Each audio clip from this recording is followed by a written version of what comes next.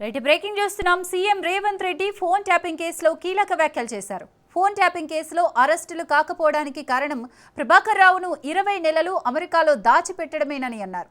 అరెస్టులపై బావా బామ్మర్దులు ఇద్దరు పోటీ పడుతున్నట్లుందని అన్నారు. చిట్చాట్లో ఈసారి దేశంలో జమిలీ ఎన్నికలు రానున్నాయని రేవంత్ రెడ్డి తెలిపారు. ముందుగా జనగణన జరుగుతాయని 2029లోనే తెలంగాణకు శాసనసభ ఎన్నికలు జరుగుతాయని తెలిపారు. కేంద్ర ప్రభుత్వం దక్షిణాది రాష్ట్రాలకు జనగణన చేసి అన్యాయం చేయాలని చూస్తుందని తెలిపారు.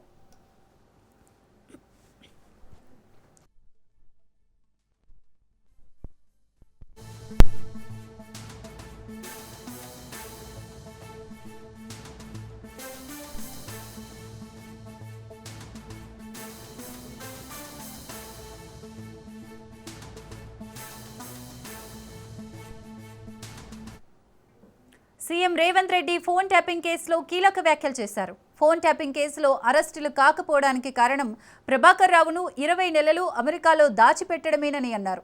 అరెస్టులపై బావా బామ్మర్దులు ఇద్దరు పోటీ పడుతున్నట్లుందని అన్నారు. చిట్చాట్లో ఈసారి దేశంలో జమిలీ ఎన్నికలు రానున్నాయని రేవంత్ రెడ్డి తెలిపారు. ముందుగా జనగణన జరుగుతాయని 2029లోనే తెలంగాణకు శాసనసభ ఎన్నికలు జరుగుతాయని తెలిపారు. కేంద్ర ప్రభుత్వం దక్షిణాది రాష్ట్రాలకు జనగణన చేసి అన్యాయం చేయాలని చూస్తుందని తెలిపారు.